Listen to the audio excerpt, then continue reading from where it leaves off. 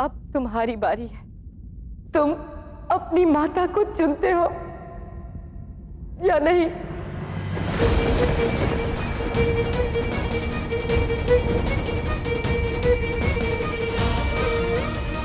माता,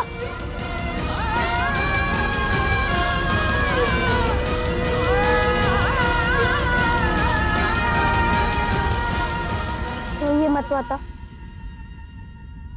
संसार में कुछ भी हो जाए, परंतु मैं आपके अश्रु नहीं चुन सकता।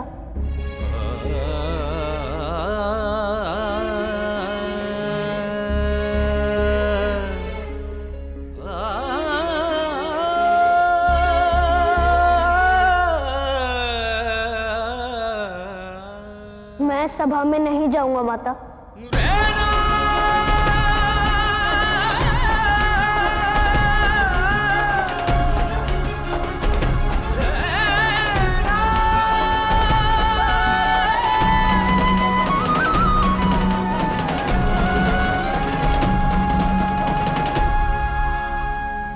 एक साक्षी को सभा में बुलाना चाहता हूं जो उस समय वहां उपस्थित था और आज भी उसे यहां उपस्थित होना चाहिए था।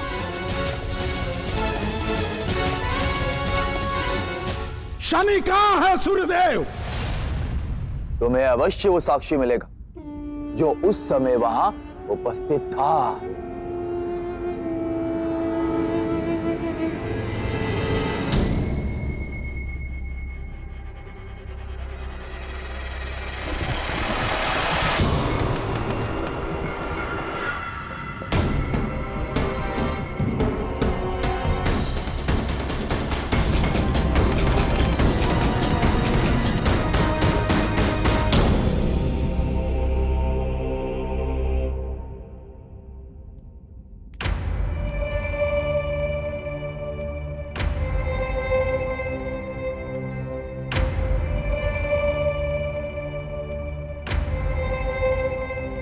प्रणिपात देव ऋषि।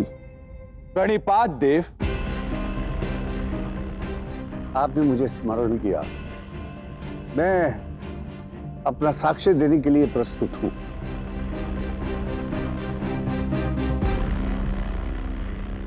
देव विश्वकर्मा वो नहीं है जिनके विषय में मैं बात कर रहा था। नारायण नारायण। शुक्राचार्य, आप ही ने तो कहा था कि आपको साक्षी की आवश्यकता है, और जब चक्रवात का आक्रमण हो रहा था तब स्वयं देव विश्वकर्मा वहां पर उपस्थित थे। इसीलिए सत्य जानने के लिए, न्याय के लिए हमें उनकी बात सुनना आवश्यक है।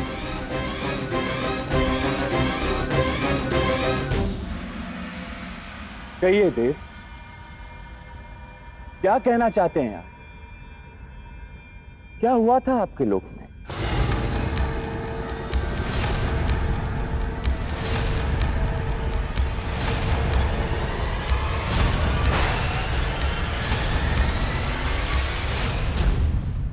चक्रवात के समय शुक्राचार्य और देवराज इंद्र दोनों को मैंने अपने महल के बाहर देखा, परंतु ये मैं नहीं कह सकता कि चक्रवात लाया कौन, शुक्राचार्य या देवराज इंद्र।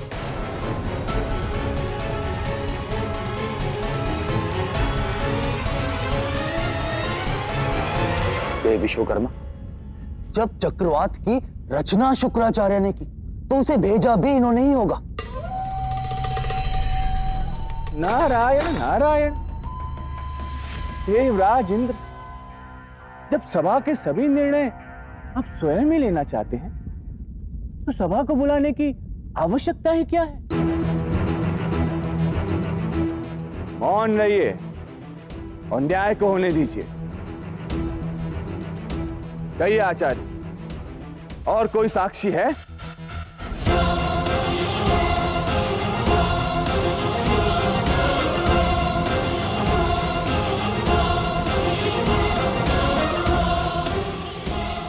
महादेव स्वयं स्वीकार कर रहे हैं कि शनि ही न्याय अधिकारी है, तो शनि क्यों न्याय के लिए नहीं आ रहा? ये क्या महादेव, सारी सभा न्यायकर्ता की प्रतीक्षा कर रही है और वो अपनी मां छाया की आज्ञा मानकर मौन है। क्या न्यायकर्ता न्याय करने नहीं आएगा? ब्रह्मदेव, शनि न्याय करता है और न्याय की गति धीमी होती है ताकि उसमें कोई त्रुटि ना रह जाए। शनि आएंगे, अवश्य आएंगे। शनै शनै।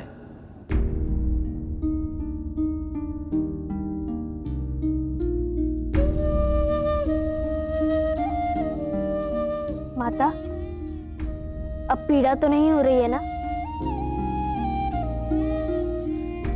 मैंने तुम्हें जाने से रोका।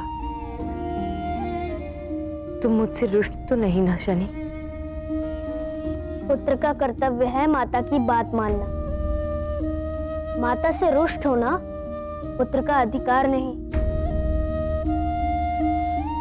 मुझे विश्वास है माता, आपने जो भी किया होगा वो मेरे ही भले के लिए किया होगा।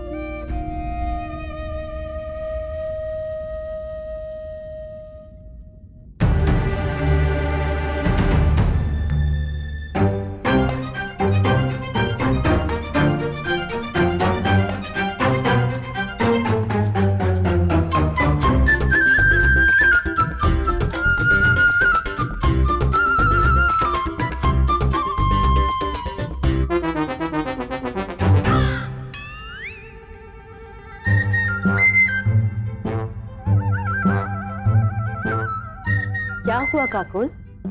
माता, जब मैं वहां खड़ा था तब मेरी परछाई उत्पन्न हो रही थी, परंतु अब नहीं हो रही। ऐसा क्यों? वो इसलिए क्योंकि पहले तुम स्वयं प्रकाश में थे तो तुम्हारी छाया बन रही थी, परंतु अब तुम स्वयं छाया में हो इसलिए छाया नहीं बन रही। अपनी परछाई बनाने के लिए हमें स्वयं प्रकाश के सामने आना होता है। किसी और की छाया में रहकर हमारा अस्तित्व नहीं बन सकता।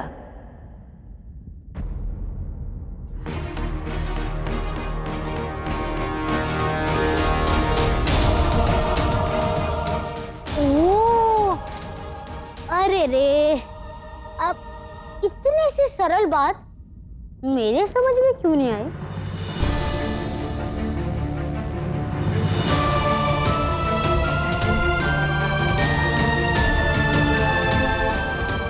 काकुल तो बालक है, मैं क्यों नहीं समझ पाई? शनि का अपना अस्तित्व बने इसलिए मुझे उसे अपनी छाया से दूर करना होगा। संतान की अपनी पहचान बने इसलिए माता पिता को उन्हें अपने बंधन से मुक्त करना होता है।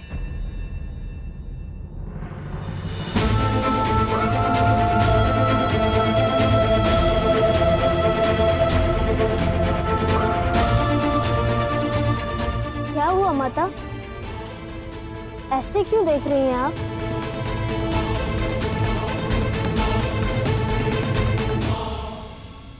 जाओ पुत्र,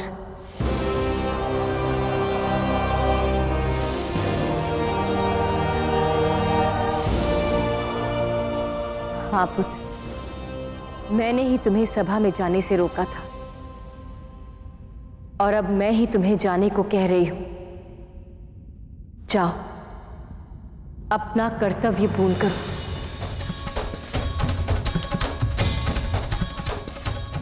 मेरा पुत्र किसी की छाया में नहीं पलेगा। उसके अस्तित्व के विकास को, उसके परिचय को किसी की छाया नहीं रोकेगी,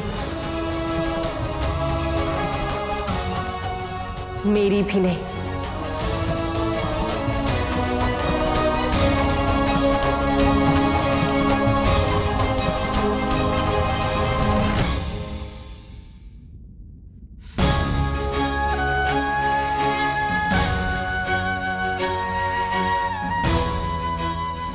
अपना परिचय स्वयं बनाओ पुत्र। तुम्हारी माता सदैव तुम्हारे साथ है।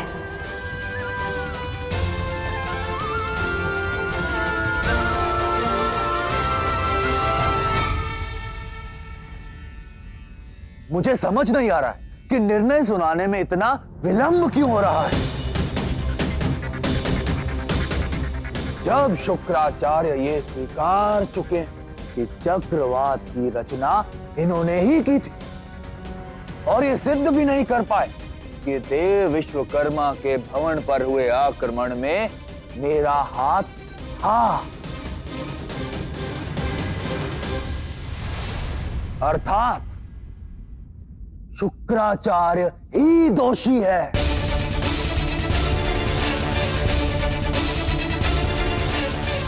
मौन क्यों हो शुक्राचार्य? मुझ पर इतना बड़ा आरोप लगाकर मौन रहने का अर्थ ये नहीं, आप ही अपराधी हैं, आप ही। देवऋषि, सत्य सामने आ चुका है। मेरा आपसे अनुरोध है कि आप अपना निर्णय सुनाएं।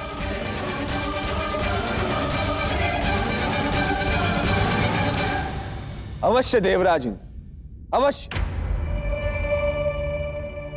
वैसे तो हमें न्याय के सभी नियम ज्ञात है और उससे यही सिद्ध होता है कि अपराधी शुक्राचार्य हैं। किंतु मैं विरक्त हूं, इसीलिए आपके अपराध के दंड का निर्णय देवगुरु बृहस्पति सुनाएंगे।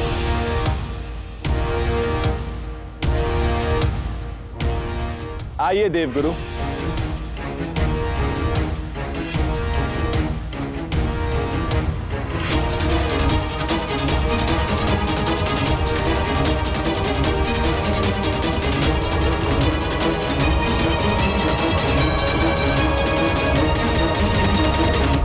देवगुरु अपना निर्णय दे, उससे पूर्व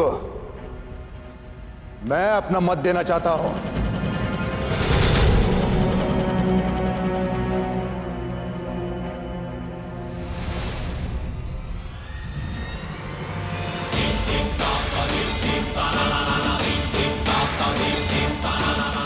शुक्राचार्य ने देव परिवार पर अकारण आक्रमण किया और मैंने उन्हें चेतावनी दी थी कि यदि वो अपराधी सिद्ध हुए तो मैं उनका और समूचे दानव वंश का अंत कर दूंगा। और मैं सूर्य अपनी दी हुई चेतावनी सिद्ध करूंगा। समूल नाश कर दूंगा दैत्यों का।